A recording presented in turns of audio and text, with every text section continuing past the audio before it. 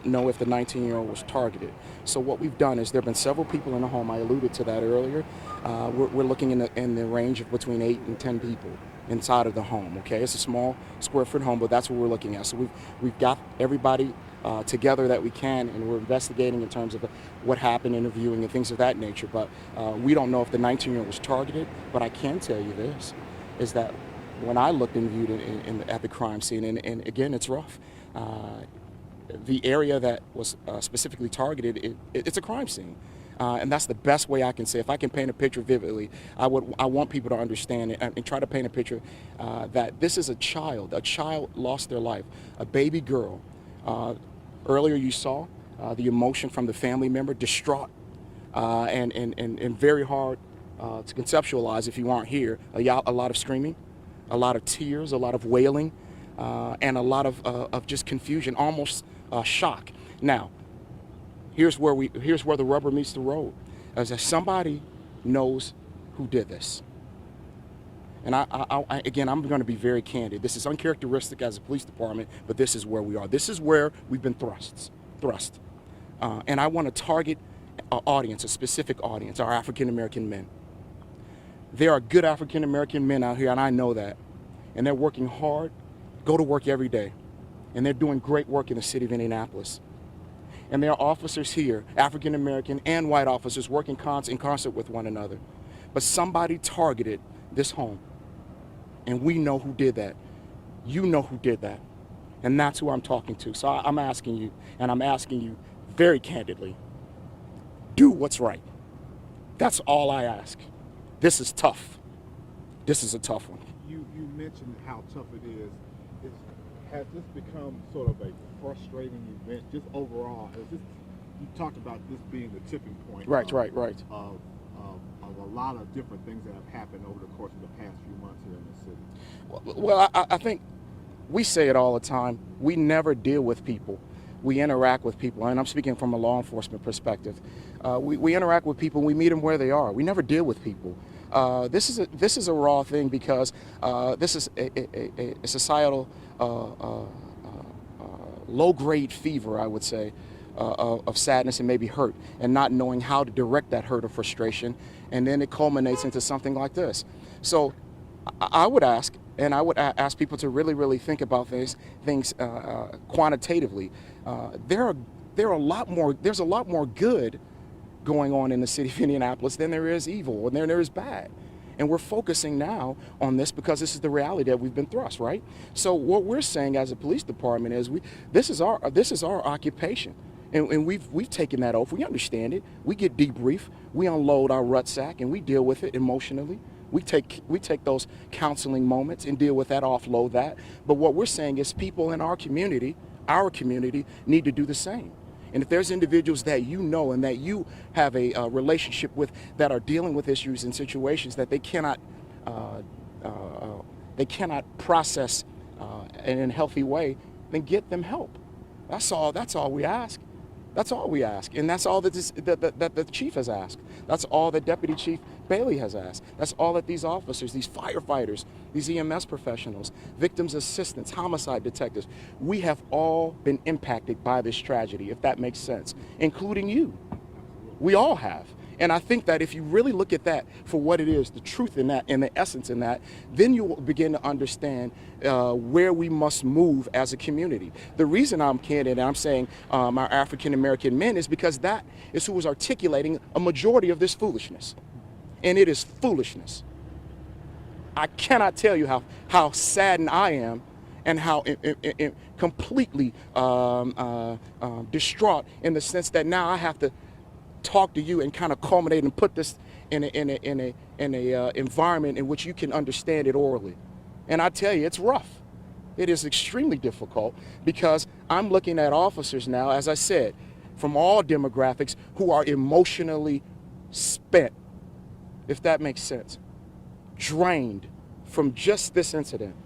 So how do we come to grips with that? How do we deal with that as a community? I don't have the answers. I don't. I stand on truth, though, and I'm telling you, this is not good. And that's where we are. I know the detective was very frustrated when we talked to him earlier, and he mentioned that it's become too symptomatic that people solve their problems with guns? It's transactional, and I think that people in our environment, and it may be because we're just so accustomed to things happening at a very fast rate. It's transactional sometimes, and I get it. I'm guilty of it myself. But what we're seeing more and more of, the way we have more wins or more a solvent account, is that we've endeavored to move more relational as opposed to transactional. In other words, we're looking at this home not as just, oh well, as to check it off. No, we're coming to grips with the reality that this family has to come to grips with. Let's look at that. They're going to have to bury a 1-year-old baby girl. They're going to go through all of their spectrums of emotion, anger, frustration. They're going to want the retaliation. All of those emotions are going to emanate from this tragedy. So how do we as a community, not just your law enforcement department, but as a community, move forward in a healthy manner? Because it's going to be challenging, and we can overcome this. Here's the hope in all of this, and this is where we are. All right, here's the hope in all of this, is that this can be fixed. We can mitigate this, okay? And it's going to take time, and that's where we are. So I apologize for some strange reason. And this is the candid nature of where we are right now. For some strange reason, I didn't receive the call immediately, and I don't know why. I mean, I'm usually Johnny on the spot. So my boss calls me, and here I am. So I'm coming, reading all of this, scrubbing through all of the information, and I tell you, as I prepared to come out here, I lost it for a second because I have children. And I tell you what, if one thing can be learned, and if we can just kind of rest here, is the fact that a baby girl 12 months ago, now here on the good solid American soil, is not here anymore. Think about that. Think about that one. That's rough. It's rough. So we're going to do what we can in terms of giving you more information. I'm going to be out here for a little bit longer, and it's my hope that somebody out there who knows this nincompoop, and I know that's a strange word, but that's all I could come up with. Call Crime Stoppers. Call us. You can call me. We need this individual, and we need him now. And there's no way I can articulate the amount of emotion that these men and women are dealing with, guys. It's rough. It's rough. So, if you have more questions. Just to help us put the pieces together, do you know if the people in the home were sleeping? Why there may have been so many people there? Did they live there? I don't know. That's a very good question. It's a logical one. At 2:30 in the morning, what is somebody doing at all 8 to 10 individuals inside of the home? We're still kind of gleaning over that as well. All hands on deck up in the investigation, so it's alive and cracking in the bullpen down there. These investigators are scrubbing through all of the information that they can scrub through.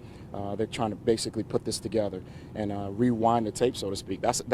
In essence, that's what the investigators do. They rewind it. So we don't know why the home was targeted. We don't know why those individuals are inside the home, but we'll find out. I can tell you that. Are you still looking at? Okay. I was going to just say another thing, just awful about this 1-year-old, and we've heard that there was possibly even another younger child who was in that same area. See, so I didn't know that. So you're telling me something that I didn't know. Yeah. Here again, it's a rainy Tuesday morning, right? And we're talking about a 1-year-old having been the victim of gun violence and the victim of a foul individual targeting whomever inside of the home. So again, we're going to do what we can as a law enforcement agency to kind of bring you, the viewer, to a more a clearer understanding, a more realistic understanding of where we are. But here again, this is challenging. I think, and as I said, I'm specifically talking to the individual who did this and people who know who targeted this individual. We have to do the right thing here. And that's where we rest. So we'll have additional information updates for you later on in the morning. I'll be out here for a bit, and if you have any more questions, please let me know. Okay? Are you still thinking possible drive-by shooting, or I know it started as a dispute? Are you still saying that? That's if that's what the investigator told you guys. If they said that, then I would go with that. I'm inclined to believe that those sorts of things don't come from they come from somewhere. They begin somewhere, right? So this is the culmination.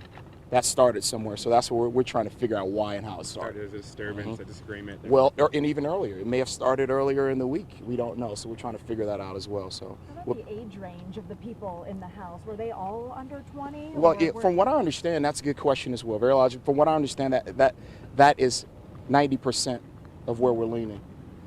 We still have to confirm those things, but it appears that way. All right. So if anything else, you guys let me know. I'm going to try to get dry a little bit.